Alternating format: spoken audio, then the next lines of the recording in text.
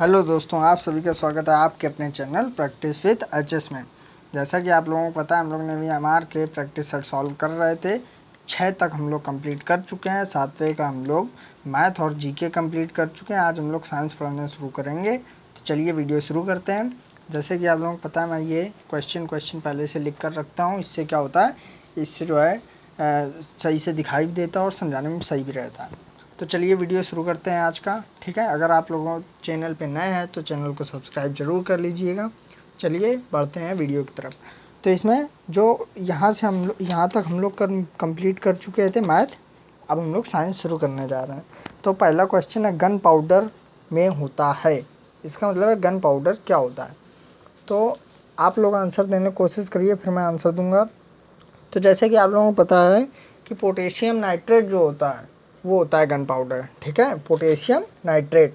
तो option number A is the correct answer. ठीक है, और इसमें और भी कई चीज़ें मिली होती हैं। गंधक मिला होता है, चारकोल मिला होता है, कोयला मिला होता है। ठीक है, तो ये सब मिलके ये गन पाउडर बनता है। ठीक है, तो option number A is the correct answer. अगले क्वेश्चन चलते हैं। निम्न में से प्रोटीन का मुख्य स्रोत है। तो आप लोग सब जानते होंगे कि प्रोटीन का मुख्य स्रोत सबसे बढ़िया सोयाबीन माना जाता है। फिर मांस, मछली, अंडे ये सब माने जाते हैं, पर सबसे अच्छा सोयाबीन माना जाता है। ठीक है, तो option D is the correct answer. अगले क्वेश्चन चलते हैं हम लोग। सूर्य हमें सूर्योदय के कुछ समय पहले तथा कुछ समय बाद तक दिखाई देता है, इसका कारण है। तो जो सूर्य होता है ना, वो सूर्यास्त से पहले भी दिखाई देता है और बाद में भी दिखाई देता है। ठीक है, तो थोड़ा अंतर होता है, लेकिन काफ़ी हद तक, काफ़ी देर तक सूर्यास्त होने के बाद तक हमें दिखाई देने लगता है। तो इसका क्या कारण होता है, तो जो विवर्तन होता है ना, डिफ्रैक्शन, उसके कारण ये हमें दिखाई देता है। इसमें क्या होता है, कलर जो है छूटने लगते हैं। जैसे कि आप लोगों ने देखा होगा, अंधेरे में हम लोग काफ़ी देर तक हम लोग लाइट में टीवी देखते रहे काफ़ी देर तक, और लाइट चली जाती है तो भी हमें हल्का हल्का दिखने लगता है। समझ रहे हो आप लोग, वही होता है यहाँ पे। और वैसे अगर कोई कमरे में आए तो उसे नहीं दिखेगा। यही होता है डिफ्रैक्शन। ठीक है, तो आई होप आप लोगों को समझ में आया होगा। तो इसका option number A is the correct answer. अगले क्वेश्चन चलते हैं हम लोग। 100 डिग्री सेल्सियस का 1 ग्राम पानी उसी ताप पर भाप में बदला जाता है, आवश्यक ऊष्मा की मात्रा होगी लगभग। ये थोड़ा सा इस लेवल से हार्ड क्वेश्चन है, तो ये आने की उम्मीद बहुत कम होती है, पर फिर भी मैं बता देता हूँ। देखिए, 100 डिग्री सेल्सियस का 1 ग्राम पानी, m बराबर 1 ग्राम है।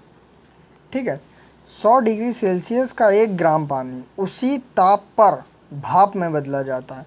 मतलब 100 डिग्री सेल्सियस का पानी है, ये 100 डिग्री सेल्सियस की भाप में बदला।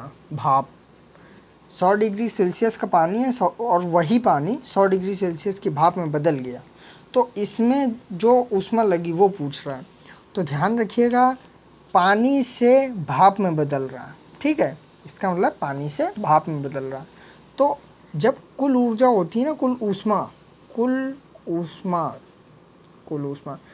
जब भी रूप परिवर्तन होता है तो उसमें 2 तरह की ऊष्मा होती है। ठीक है, कौन सी तरह की? 2 तरह की। पहला नंबर, जो पहली ऊष्मा होती है वो होती है विशिष्ट ऊष्मा। और दूसरी जो होती है, देखिए, विशिष्ट ऊष्मा को हम लोग स्पेसिफिक हीट कहते हैं। ठीक है, और जो दूसरी होती है वो गलन ऊष्मा, या इसी को गुप्त ऊष्मा कहते हैं। गुप्त ऊष्मा, इसी को हम लोग गलन ऊष्मा भी कहते हैं। ठीक है, दोनों के सूत्र जान लेते हैं। इसका होता है MS डेल्टा T, और इसका होता है ML। ये Q अगर हम मान लें तो Q बराबर MS डेल्टा T पढ़ा होगा आप लोगों ने, और Q बराबर ML। कुल ऊष्मा निकाल रहे हैं ना। देखिए, जब रूप परिवर्तन होगा तो 2 तरह की ऊष्मा लगती हैं। ठीक है, तो कुल ऊष्मा जब निकालेंगे तो MS delta T plus ML। ठीक है, अब इसको हम सॉल्व कर लेंगे, बस और कुछ नहीं। अब M कितना है? 1।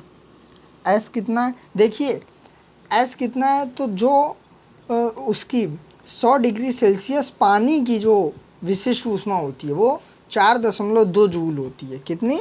4.2 जूल। ठीक है, अब डेल्टा T, डेल्टा टी।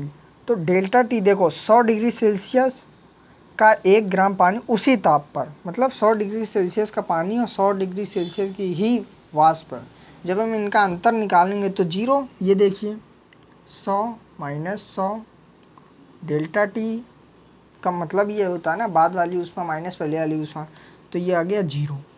तो ये तो हो गया 0। अब ml, तो m है हमारा 1, ठीक है। और जो 100 डिग्री सेल्सियस की भाप की जो गुप्त ऊष्मा होती है वो बच्चों होती है 2260। कितनी होती है? 2260, 2260 जूल। ये क्या है? ये 100 डिग्री सेल्सियस की भाप की गुप्त ऊष्मा है, ठीक है, भाप की गुप्त ऊष्मा। ये सब आप लोग ध्यान रखिएगा, अलग नोट करते हुए चलिएगा। तो ये तो हो गया 0 पूरा, ये 0 है, गुणा करेंगे 0 हो गया। और ये 2260 का जब 1 में गुणा करेंगे तो ये 2260 आ जाएगा। जो भी ऑप्शन हो आप लोग देख लीजिएगा। ऑप्शन नंबर वैसे 2260 तो नहीं दिया है, 2257 दिया है, ठीक है। तो option number D is the correct answer. अगले क्वेश्चन चलते हैं। सॉरी। एक उपग्रह पृथ्वी के चतुर्दिक घूम रहा है। इसके अंदर एक जार में पानी रखा है। जार के पानी में एक कार को धकेला जाता है और वो फिर छोड़ दिया जाता है, ठीक है। तो इसका मतलब ये है कि एक जार है, जार जो है वो उपग्रह में रखा हुआ है और वो पृथ्वी के चारों ओर घूम रहा है, ठीक है। तो जार में एक कार, मान लीजिए एक बोतल है, उसमें हम बोतल का ढक्कन अंदर छोड़ दें, ठीक है, ऐसे पिचका के अंदर छोड़ दें और फिर बराबर कर दें, तो वो फिर बाहर तो नहीं निकलेगा ना, वो एक बार चला गया चला गया। तो वो कह रहा है कि जब वो ढक्कन अंदर गया तो वो अंदर वो कहाँ जाएगा? दीवार से चिपक जाएगा कि धकेली हुई स्थिति में ही बना रहेगा कि पानी के पृष्ठ तक आ जाएगा? तो इसका जो आंसर है वो है ऑप्शन नंबर बी, दीवार से चिपक जाएगा, ठीक है। Option number B is the correct answer. I hope आप लोगों को समझ में आ रहा होगा। चलिए अगले क्वेश्चन चलते हैं हम लोग। अगला है, दूरदर्शी की आवर्धन क्षमता बढ़ा सकते हैं। ये जो है दूरदर्शी की आवर्धन क्षमता बढ़ा सकते हैं। तो इसका जो राइट आंसर है वह है ऑप्शन नंबर ए, नेत्रिका की फोकस दूरी घटाकर। ये स्मॉल एफ, सॉरी दिख नहीं रहा होगा, ये देखिए ये स्मॉल एफ फोकस दूरी होती है। तो दूरदर्शी की आवर्धन क्षमता हम बढ़ा सकते हैं नेत्रिका की फोकस दूरी घटाकर। तो option A is the correct answer. अगले क्वेश्चन पे हम लोग चलते हैं। अगला क्वेश्चन है, रात में तारों के टिमटिमाने का कारण है। रात में तारों के टिमटिमाने का कारण है, तो ध्यान रखिएगा जो अपवर्तन होता है, अपवर्तन, वो उसकी वजह से तारे हमें टिमटिमाते हुए दिखाई देते हैं। अपवर्तन, अपवर्तन में देखिए होता क्या है, अपवर्तन में ये होता है कि दो माध्यम होते हैं, ठीक है, एक होता है सघन, एक होता है विरल। जब भी कोई प्रकाश की किरण सघन माध्यम से विरल में जाती है तो वो अभिलंब से, जब भी कोई सघन माध्यम से विरल माध्यम में जाती है तो अभिलंब की ओर झुक जाती है, ठीक है। आई होप आप लोगों को समझ में आ रहा होगा। अगले पे चलते हैं हम लोग। रॉकेट कार्य करता है, तो ध्यान रखिएगा जो रॉकेट है ना वो संवेग संरक्षण के सिद्धांत पर कार्य करता है, लेकिन इसमें भी पूछ देता है कौन सा संवेग संरक्षण के सिद्धांत पर। तो ध्यान रखिएगा रेखीय संवेग संरक्षण के सिद्धांत पर, ठीक है, रेखीय संवेग संरक्षण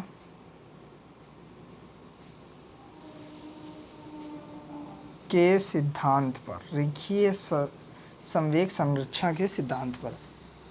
अगले चलते हैं, किसी वस्तु का भार पर्याप्त रूप से बढ़ जाएगा यदि इसे ले जाया जाए। तो ध्यान रखिएगा जब भी किसी वस्तु को हम ध्रुवों, विषुवत रेखा से ध्रुवों की ओर, विषुवत रेखा से ध्रुवों की ओर ले जाते हैं तो इसका जो वजन है वो सामान्यता से थोड़ा सा बढ़ जाता है, ठीक है।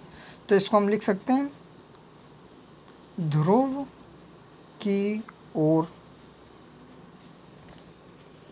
जाने पर, एक मिनट, वजन बढ़ता है। ध्रुव की ओर जाने पर वजन बढ़ता है। ठीक है, अगले पे चलते हैं हम लोग। एक आदमी 4 किलोमीटर उत्तर गया और अगले घंटे में 3 किलोमीटर पूर्व गया, तो इसका औसत वेग बताइए। तो ध्यान रखिएगा, जब भी जो दूरी है ना वो दी हो, मतलब निश्चित हो दूरी, तो उसका जो औसत वेग का सूत्र होता है, औसत वेग या चाल, औसत चाल वेग लिख लो। औसत वेग का जो सूत्र होता है वो होता है, जब दूरी बराबर हो तो होता है 2v1v2 upon v1 plus v2, जब दूरी बराबर हो। ठीक है, और जब दूरी ना बराबर हो या दूरी ना पता हो, ठीक है, दूरी ना पता हो, तब होता है औसत वेग बराबर v1 प्लस v2/2। ठीक है, तो इसमें दूरी बराबर नहीं है ना, देखो 4 है 3 है, आप लोग समझ रहे हैं ना, इधर 4 है इधर 3 है, तो ये वाला लग जाएगा 4 + 3/2 बराबर 7×3, तो ये आ जाएगा 3.5। जो भी ऑप्शन हो वो आप लोग देख लीजिएगा। ठीक है, अगले क्वेश्चन चलते हैं। पृथ्वी पर सर्वाधिक पाया जाने वाला तत्व है, तो ध्यान रखिएगा, सबको पता होगा ये कि पृथ्वी में नाइट्रोजन सबसे अधिक मात्रा में पाई जाती है। ठीक है, तो नाइट्रोजन दिख रहा है, हाँ नाइट्रोजन। ये जो क्वेश्चन मैंने लिख रखे हैं ये प्रैक्टिस सेट के हैं, अगर आप लोगों के पास होगा तो आप लोगों ज़रूर देख के पढ़ रहे होंगे। ठीक है, अल्फा कण होता है सॉरी, तो देखिए जो अल्फा कण होता है ना वो होता है हीलियम के नाभिक को ही अल्फा कण कहते हैं। ठीक है, और हीलियम क्या होता है, हीलियम होता है 2He4, ये होता है। ठीक है, 2He4। अब इसमें ऑप्शन में दिया है, पहला ऑप्शन दिया है 2 प्रोटॉन तथा 2 न्यूट्रॉन, 4 न्यूट्रॉन से, 2 प्रोटॉन तथा 1 इलेक्ट्रॉन से, केवल 2 प्रोटॉन से। तो ध्यान रखिएगा, देखिए ये जो होता है ये परमाणु संख्या होती है, ये तो पता ही है, ये प्रोटॉन होते हैं। ठीक है, 2 प्रोटॉन होगा। ठीक है, अब न्यूट्रॉन हम कैसे निकालते हैं, न्यूट्रॉन हम निकालते हैं द्रव्यमान संख्या और परमाणु संख्या घटाकर न्यूट्रॉन निकालते हैं।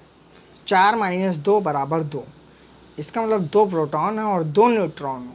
समझ रहे हो, 2 प्रोटॉन है और 2 न्यूट्रॉन है, तो option number A is the correct answer. अगले क्वेश्चन पे हम लोग चलते हैं। ये दिया निम्न में से सबसे भारी परमाणु है, तो परमाणु भारी कब होगा ये बताइए। परमाणु भारी तभी तो होगा जिसका परमाणु भार अधिक होगा, उसका परमाणु जिसका भार अधिक होगा वो परमाणु अधिक होगा, अर्थात जिसके परमाणु क्रमांक भारी होगा परमाणु क्रमांक ज़्यादा होगा। ठीक है, समझ रहे हो, परमाणु क्रमांक जिसका ज़्यादा होगा उसका भार अधिक होगा, और जिसका भार अधिक होगा वही सबसे भारी परमाणु कहलाएगा। तो यूरेनियम होता है 292, ठीक है, और बाकी सब बहुत छोटे हैं, तो इसका option number C is the correct answer. ठीक है, आई होप आप लोगों को समझ में आ रहा होगा। ये रेडियो एक्टिव पदार्थ है, कई बार ये पूछ लिया जाता है कि इनमें से रेडियो एक्टिव पदार्थ कौन सा है, तो यूरेनियम, थोरियम, समझ लो, रेडियम, ये सब होते हैं। तो आज के लिए बस इतना ही। अगले वीडियो में हम लोग जो है प्रैक्टिस सेट 8 सॉल्व करेंगे। कहीं भी कोई भी प्रॉब्लम हुई हो, ठीक है, समझने में, तो ज़रूर बताइएगा। आज के लिए बस इतना ही रखते हैं। Take care, bye bye.